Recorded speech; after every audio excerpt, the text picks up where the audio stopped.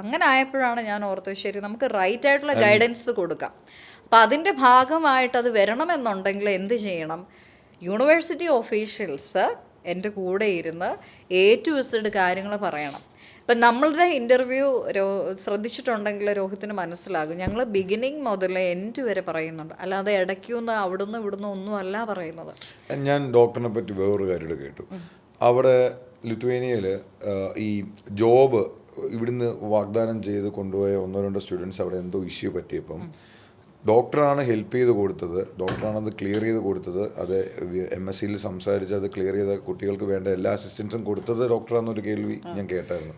അതിനകത്ത് എന്തെങ്കിലും സത്യമുണ്ടോ? സത്യമാണ്. അത് മാത്രമല്ല, പിള്ളേരുടെ കേസ് മാത്രമല്ല, മുമ്പേ എൻ്റെ അടുത്ത് ചോദിച്ചില്ലേ ഈ മൈഗ്രേഷൻ്റെ കേസ് ചോദിച്ചില്ലേ, ട്രക്ക് ഡ്രൈവേഴ്സ് അല്ലെങ്കിൽ ക്ലീനേഴ്സ്, അങ്ങനത്തെ ഇപ്പം നിലവിൽ എല്ലാ സോഷ്യൽ മീഡിയ മാർക്കറ്റിലും അത് തന്നെയാണ്. അസർബൈജാൻ അല്ലെങ്കിൽ ഈ പറഞ്ഞ പോലെ സ്വീഡൻ, അവിടെ ട്രക്ക് ഡ്രൈവേഴ്സ് അല്ലെങ്കിൽ ഈ മറ്റേ ലോജിസ്റ്റിക്സ് കോർഡിനേറ്റേഴ്സ്, അങ്ങനെ കണ്ടമാനം ജോലികൾ വരുന്നുണ്ട്. ഒത്തിരി കുട്ടികൾ ഇതിന് പോകുന്നുണ്ട്. 10th മതി, no IELTS, nothing requirement, just payment after visa, ഇങ്ങനെയൊക്കെ പറഞ്ഞ ഒത്തിരി കാര്യങ്ങളുണ്ട്. ഇതിൽ എത്ര എണ്ണം സത്യമാണ്, എത്ര എണ്ണം ഫേക്ക് ആണെന്ന് നമുക്ക് അറിയില്ല. പറഞ്ഞായിരുന്നു, ദയവേത് നിങ്ങൾ സ്റ്റുഡൻസോ പേരൻസോ അത് ഒരു കാരണവശാലും ട്രസ്റ്റ് ചെയ്യരുത്. കാര്യം അവിടെ ഒരു ലിസ്റ്റ് ഓഫ് ജോലികൾ അവരവരുടെ ഗവൺമെൻറ് വെബ്സൈറ്റിൽ ഇട്ടിട്ടുണ്ട്. അതിനനുസരിച്ചുള്ള ജോലിക്കാരെയും അതിൻ്റെ എലിജിബിലിറ്റി അവർ കൊടുത്തിട്ടുണ്ട്. ആ എലിജിബിലിറ്റി ഒന്നും ഇപ്പോൾ രോഹിത് ഈ പറഞ്ഞ സംഭവങ്ങൾക്കകത്തില്ല. അപ്പം ഇങ്ങനെയുള്ള പേരുകൾ പറഞ്ഞ് മാക്സിമം ആളുകളുടെ നിന്ന് ഫണ്ട്, അതൊരു ചീറ്റിംഗ് ആണ്, മനസ്സിലായില്ല. അപ്പോൾ ഫണ്ട് എടുക്കുക, മറ്റൊരു ഓഫീസ് ക്ലോസ് ചെയ്ത് പോവുക, ഇതാണ് ഇവിടെ നടക്കുന്നത്. ഞാൻ ലിത്വേനിയയിൽ കണ്ട ഒരു കേസ് എന്താണെന്ന് പറഞ്ഞു കഴിഞ്ഞാൽ, അങ്ങനെ നമ്മുടെ ഈ ഗൾഫ് കൺട്രീസിലൊക്കെ നല്ല ജോലിയിൽ വർക്ക് ചെയ്തുകൊണ്ടിരുന്ന ആളുകൾ, 43 വയസ്സ്, 48 വയസ്സ്, 50 വയസ്സൊക്കെയുള്ള ആളുകൾ, മെയിൽസ്, അവർ യൂറോപ്പ് എന്നുള്ള ഒരു രാജ്യത്തിനെ സ്വപ്നം കണ്ട് ഈ പറയുന്ന പോലെ ട്രക്ക് അതല്ലെങ്കിൽ വെയർ ഹൗസിൽ എന്നൊക്കെ പറഞ്ഞ് സെറ്റിൽ ഡൗൺ ആകാം. ഈ ഒരു പർട്ടിക്കുലർ തിങ് ആണ് ഏറ്റവും കൂടുതൽ യൂട്ടിലൈസ് ചെയ്യുന്ന, മിസ്യൂസ് ചെയ്യപ്പെടുന്ന ഏറ്റവും വലിയ കാര്യം, സെറ്റിൽ ഡൗൺ. അപ്പോൾ അങ്ങനെ വന്നിട്ട് ഇവര് ഭക്ഷണത്തിന് പോലും പൈസ ഇല്ലാണ്ട് ഏജൻസിയാൽ ചതിക്കപ്പെട്ട് കിടന്ന ആളുകളുണ്ട്.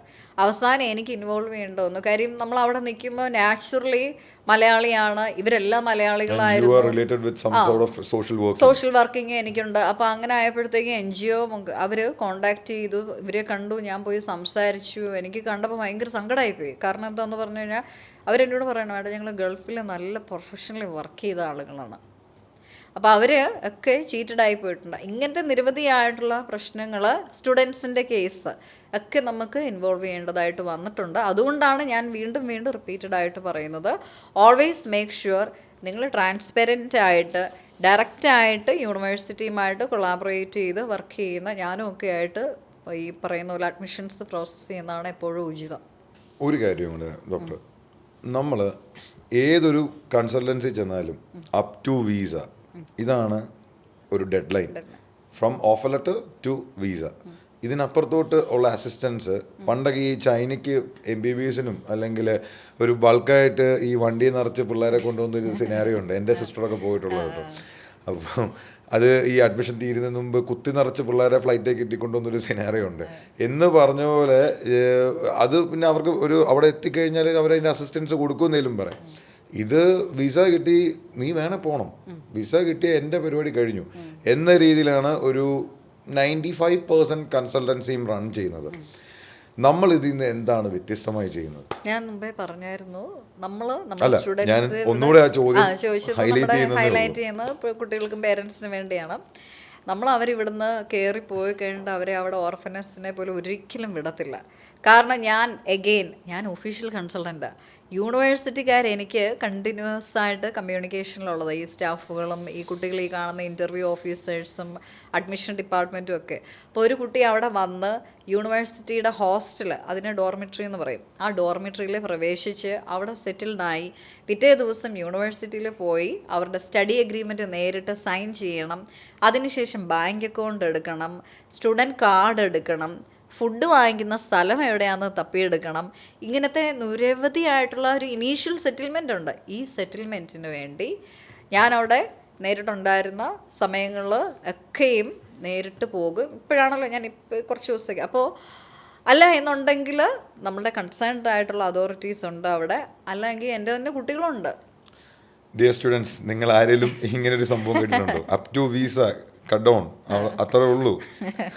അതിനപ്പുറത്തോട്ട് എന്താന്നുള്ള കാര്യം ഞാൻ എൻ്റെ അറിയില്ല. വീട്ടിൽ സ്റ്റുഡൻസിനെ വിളിച്ച് നമ്മൾ ഫുഡൊക്കെ ഉണ്ടാക്കി സെലിബ്രേഷന് ഈ ഒരു പോയിന്റ് വരുമ്പോൾ alert, important, most important point എന്ന് നമ്മൾ കാണിക്കേണ്ടി വരും. കാര്യം എന്താണെന്നറിയാമോ, ഓരോ നമ്മുടെ അവിടെ ക്ലൈമറ്റ് നല്ല തണുപ്പാണ്. ഇപ്പം ഈ സെപ്റ്റംബർ ഇൻടേക്ക് 2026 എന്ന് പറയുമ്പോൾ എല്ലാ സെപ്റ്റംബർ ഇൻടേക്കിനും പ്രത്യേകമായിട്ട് നിങ്ങൾ ശ്രദ്ധിക്കാം. നമ്മുടെ ക്ലാസ് സെപ്റ്റംബർ 1-2 തുടങ്ങും. അപ്പം പിള്ളേർ ഒരു ഓഗസ്റ്റ് അവസാനമെങ്കിലും ആകുമ്പോഴത്തേക്ക് അവിടെ എത്തണം. എത്തിക്കഴിഞ്ഞിട്ട് ഒരാഴ്ച സമയം എടുക്കും ഇവരൊന്ന് സെറ്റിൽ ഡൗൺ ആകാനായിട്ട്. ആ സമയത്തൊക്കെ ഇവർ നമ്മളുമായിട്ട് കണ്ടിന്യൂസ് കോളിലായിരിക്കും. എന്താവശ്യം ഉണ്ടെങ്കിലും സീനിയേഴ്സ് കാണും, ആ കുട്ടികളെ പറഞ്ഞു വിടും, അല്ലെങ്കിൽ ഞാൻ വീട്ടിൽ വന്നോളാനായിട്ട് പറയാം. നോർമലി കേരളത്തിൽ നടക്കുന്ന ഒരു കൺസൾട്ടൻസി അവരുടെ പോസ്റ്റ് അറൈവൽ അല്ലെങ്കിൽ പ്രീ ഡിപ്പാർച്ചർ ഒരു ബ്രീഫിംഗ് എന്ന് പറഞ്ഞാൽ ഇവിടെ പോകണം, അവിടുന്ന് അത് ചെയ്യണം, അവിടുന്ന് അങ്ങനെ BRP എടുക്കുക, BRP എടുത്തിട്ട് ഇത് പറയുമ്പം 1 2 3 4 5 ദാറ്റ്സ് ഇറ്റ്. എന്നാൽ ഇതാ കുട്ടി അവിടെ ചെന്ന് എങ്ങനെ ചെയ്യും? പല കൺസൾട്ടൻസിനും ഞങ്ങൾക്ക് സ്റ്റുഡൻസ് ഉണ്ട്, കുഴപ്പമില്ല, കയറിപ്പോയാൽ എല്ലാം സെറ്റാന്ന് പറഞ്ഞ് വിടുന്ന ആൾക്കാരെ എനിക്കറിയാം. എന്നാൽ ആ കുട്ടികളോട് ഇവിടുന്ന് അത് അറേഞ്ച് ചെയ്ത് കൊടുക്കാനുള്ളൊരു മര്യാദ പോലും ഒരു കൺസൾട്ടൻസി കാണിക്കുന്നതായിട്ട് എനിക്ക് അങ്ങനല്ല, തോന്നുന്നില്ല. നമ്മുടെ കേസേ അങ്ങനല്ല. ഞാൻ പറഞ്ഞല്ലോ എയർപോർട്ടിൽ ഞാനും ഒരു കൺസൾട്ടന്റ് ആണ്, അതുകൊണ്ടാണ് ഞാൻ എടുത്തു പറയുന്നത്. എയർപോർട്ടിൽ നേരിട്ട് പോയി എൻ്റെ സ്റ്റുഡൻസിനെ ഈ പറയുന്ന പോലെ പിക്ക് ചെയ്ത് ഹോസ്റ്റലിൽ കൊണ്ടാക്കി പോണ വഴിക്ക് റെസിഡൻസ് തന്നെയാണ് നമ്മളുടെ മെയിൻ ഓഫീസായിട്ട് വരുന്നത്. കാര്യം ഞാൻ പറഞ്ഞില്ല, നമ്മൾ എത്രയോ വർഷങ്ങളായിട്ട് അവിടെ ഉള്ള ആളാണ്. അപ്പോൾ അതിൻ്റെതായിട്ടുള്ള എല്ലാ ബെനിഫിറ്റ്സും. അതെ, നമ്മളുടെ വർക്ക് ചെയ്യാനായിട്ട് അസിസ്റ്റൻസ് വേണ്ട സമയത്ത് കുട്ടികളെ ഹെൽപ്പ് ചെയ്യാനായിട്ട് എൻ്റെ സ്റ്റുഡൻസ് ഓൾറെഡി ഉണ്ട്. അവരൊക്കെ അത്രയും വില്ലിങ് ആണ്. കാരണം അവർ വരുന്ന സമയത്ത് ഞാൻ നേരിട്ടുണ്ടായിരുന്നു എന്ന് പറയുന്നത് പോലെ പുതിയ പുതിയ കുട്ടികൾ വരുമ്പോഴത്തേക്ക് അവർ ഹെൽപ്പ് ചെയ്യും. അവരൊക്കെയും വർക്ക് ചെയ്യുന്നുണ്ട്.